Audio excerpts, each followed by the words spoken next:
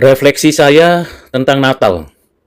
Pada waktu saya membaca Alkitab, khususnya keempat Injil, menemukan kisah kelahiran dari Yesus. Dan kalau dibaca dengan teliti, tidak seorang pun yang memperhatikan atau meyakini pada waktu itu bahwa yang dilahirkan oleh Maria, istri dari Yusuf, keturunan Yehuda itu dari garis Daud, ternyata adalah juru selamat dan penebus orang berdosa. Sekalipun di dalam kitab Kejadian pasal 3 ayat 15 sudah dinubuatkan akan kelahiran sang juru selamat, bahkan para nabi sudah juga menuliskan nubuatan berdasarkan inspirasi dari Roh Kudus kepada mereka. Ternyata pas waktunya memang anak Allah itu inkarnasi melalui jalan Maria mengandung dari Roh Kudus. Pada waktu kelahiran, tidak seorang pun yang memiliki kepekaan, kesadaran, pengertian bahwa yang lahir itu adalah juru selamat satu-satunya. Belakangan hari, setelah Yesus dilahirkan oleh Maria di sebuah rumah yang ada kandangnya, baru diketahui ada rombongan orang Majus dari timur datang membawa mur, kemenyan, dan emas untuk menyembah Yesus yang masih bayi, yang baru saja dia dipisahkan dari tempat kelahirannya dan masih di rumah di daerah Bethlehem. Ternyata orang Majus itu datang untuk menyembah. Ini di luar dugaan. Karena Herodes juga penasaran mengapa ada orang Majus datang ke wilayah kekuasaannya untuk menyembah seorang raja.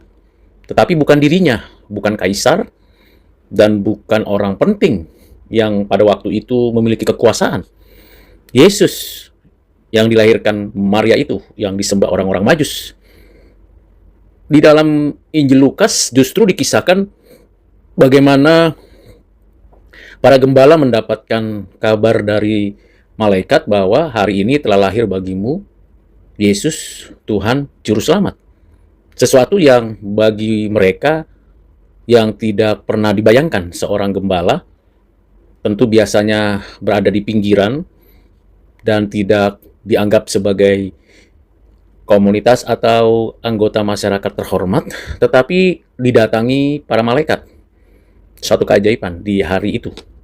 Jadi bagi saya, Natal itu sesuatu yang ajaib. Peristiwa yang tak terduga. Yang banyak orang mengiranya dan memaknainya sekarang dengan perayaan, pohon Natal, lilin Natal, gelap gempita, warna-warni, merah lah, hijau, kuning, biru. Tetapi kenyataannya di dalam tulisan yang ditulis Matius atau ditulis Lukas, hari di mana Yesus dilahirkan bukan sesuatu yang meriah. Mengapa sekarang banyak orang merayakannya dengan begitu gegap gempita? Ada kembang api, ada petasan, ada lampu-lampu yang begitu gemerlap, warna-warni pakaian begitu indah. Padahal Yesus lahir dan dibaringkan di palungan. Sangat tidak sama dengan kenyataan di dalam Alkitab. Ada yang menganggap bahwa Natal itu berarti kalau kita rayakan, kita harus menyambut dengan sukacita. Ya, tentu kita berbahagia karena kita sudah sepenuhnya mendapatkan firman yang tertulis Alkitab. Karena di luar Alkitab, kita yakini bahwa itu bukan firman Tuhan. Tetapi pemaknaan itu sangat dangkal sekali kalau tidak merujuk kepada sumber atau fakta sejatinya tentang Natal. Bagi saya, Natal itu misteri.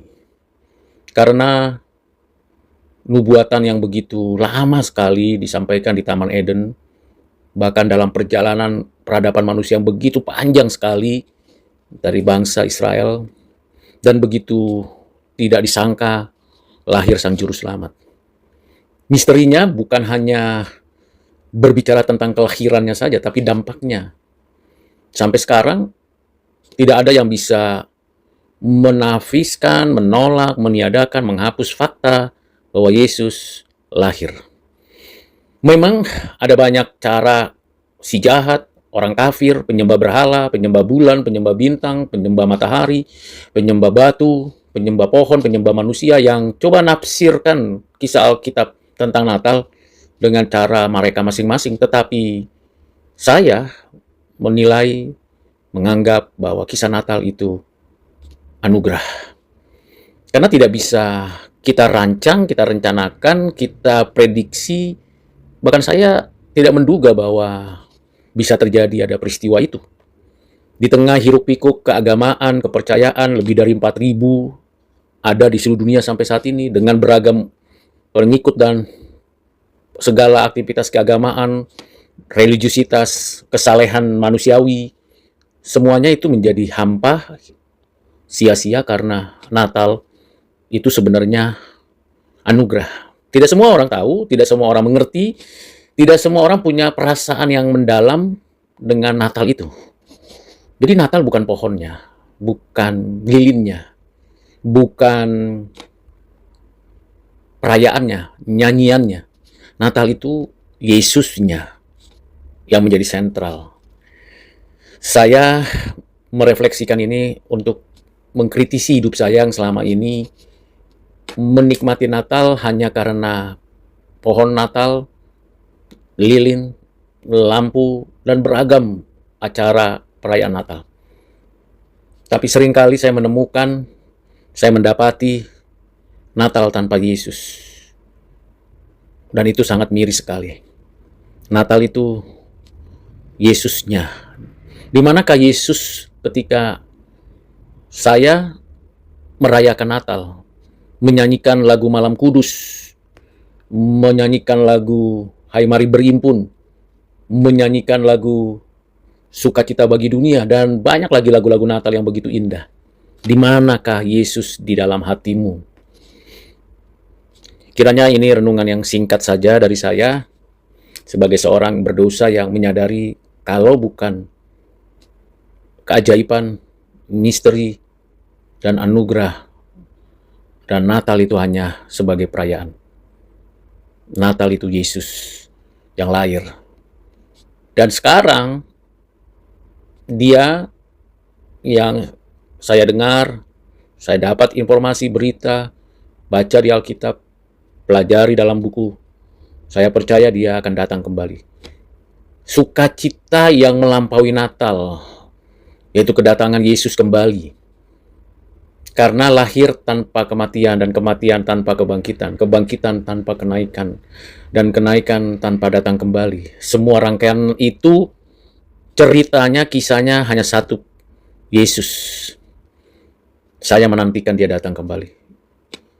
Natal bagi saya tidak hanya bicara tentang masa lalu, kisah sejarah, fakta iman. Natal bagi saya menantikan Dia datang kembali. Segeralah Engkau datang, ya Tuhan Yesus. Amin.